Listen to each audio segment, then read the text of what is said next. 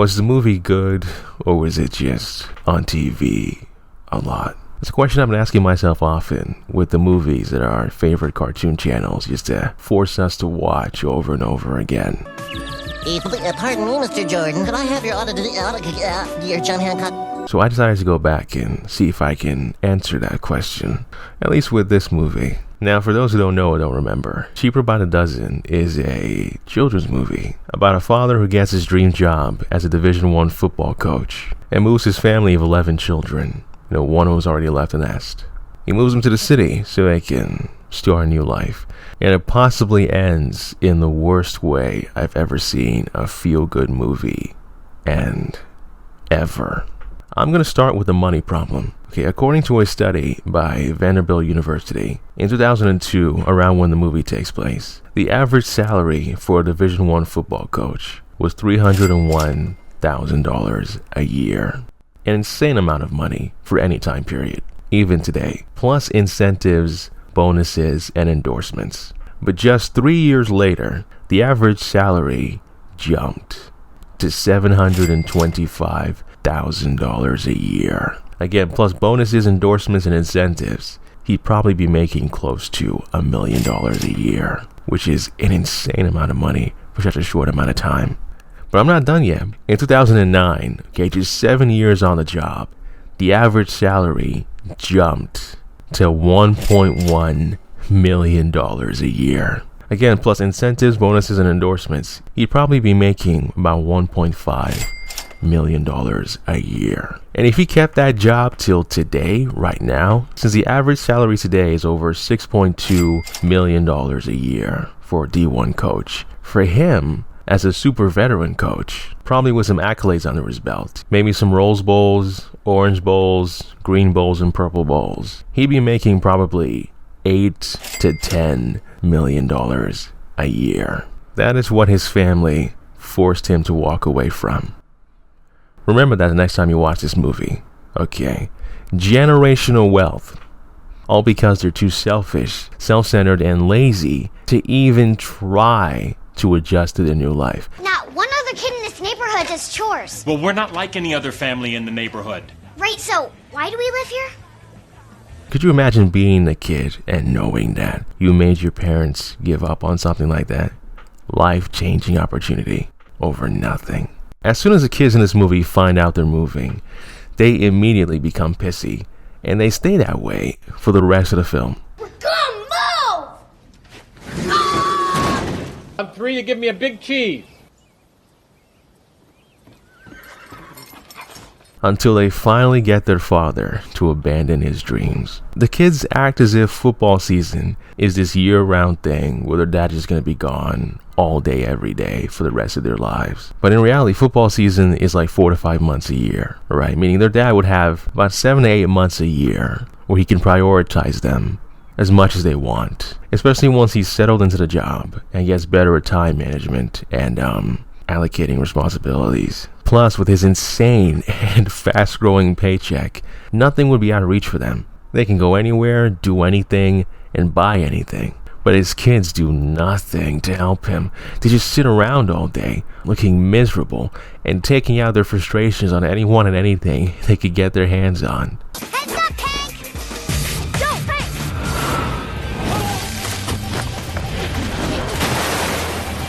They don't try to make new friends. The closest they get is a boy named Dylan, who puts in more effort with them than they do with him. Jake? Dude, 2 words, manners. What's up? Want to help me unpack? Sure. You're all invited to my birthday.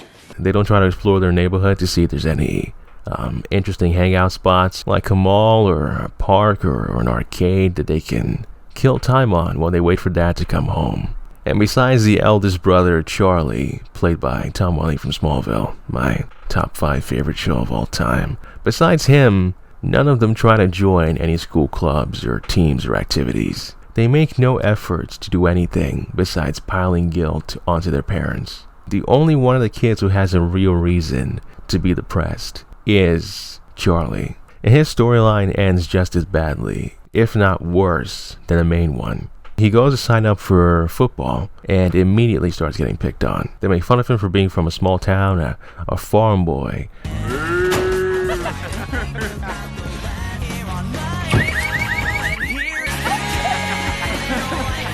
and tell him to go back to where he came from. Just let it go, okay? Please. Yeah, Charlie.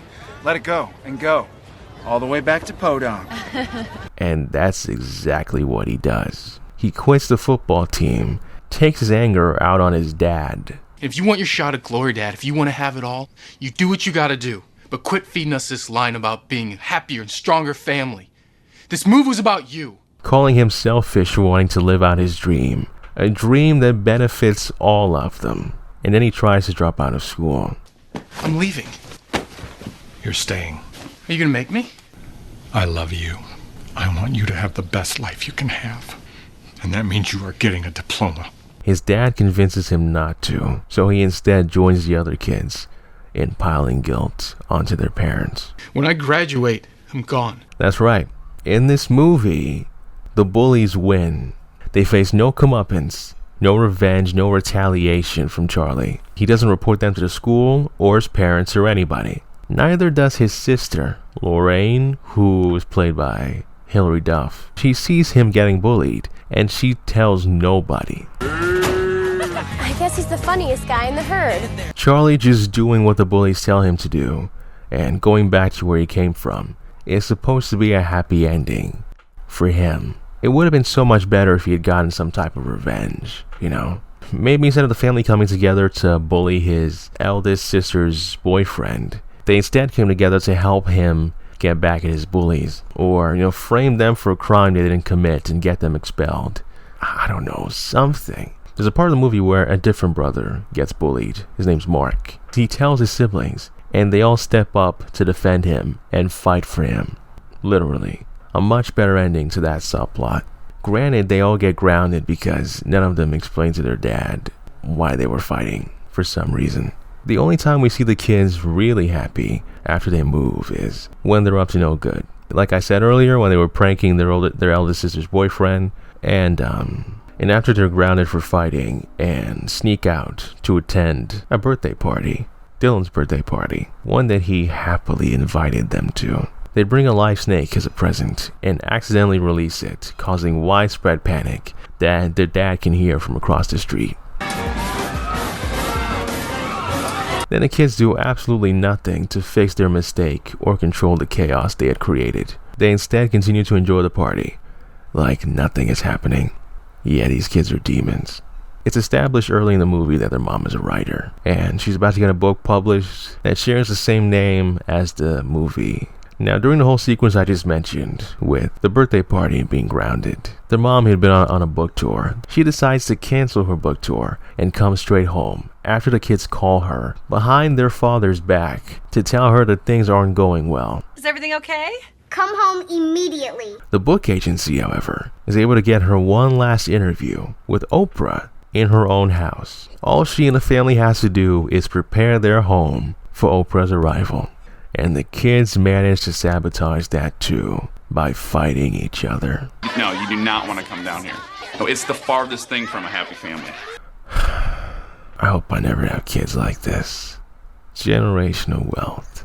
Generational wealth gone because my kids refuse to make new friends or join a club or walk around the neighborhood like, oh my God.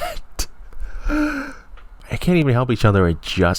I'd have to kill one of them just so they know what the loss felt like for me. I'd gather them all into a room, eeny, meeny, miny, mo, shoot one, so they can understand what they took from me. It's the only solution. Send them back to where they came from. The devil that made them.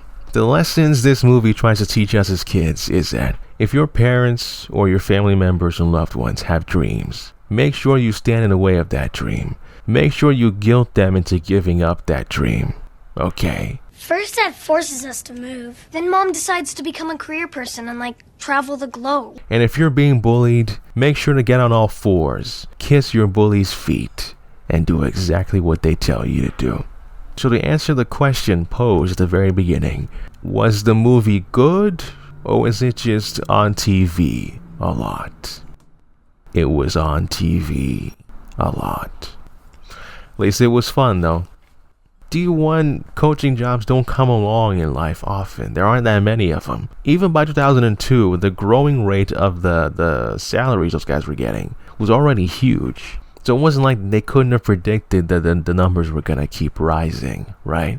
So it just blows me, man. Going back and rewatching it, there is no good lessons here. There's nothing positive in this movie. It's just a bunch of terrible children getting their way. Generational wealth.